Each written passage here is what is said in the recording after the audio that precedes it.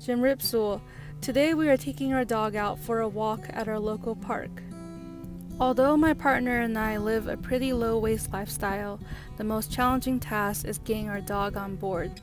We are still exploring low-waste options for our pup, which I will share in future videos on my channel. Let's take a break right over here before I show you one low-waste option for your pup. When I go out for walks, I usually keep ice water in my Clean Canteen reusable bottle.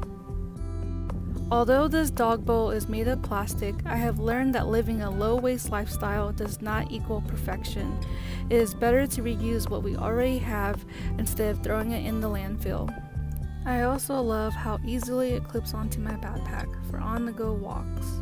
There are some things that dogs just don't want to talk about, like how they never pick up after themselves and make humans do all the work. So today I'm going to show you how to make your very own low-waste dog poop bag. To keep this low waste, I am using newspaper that I get for free from work.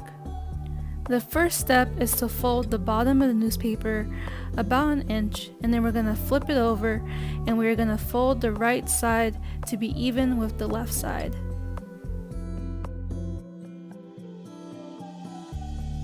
Next, we are going to fold the top and tuck it down into the bottom portion that we have just created.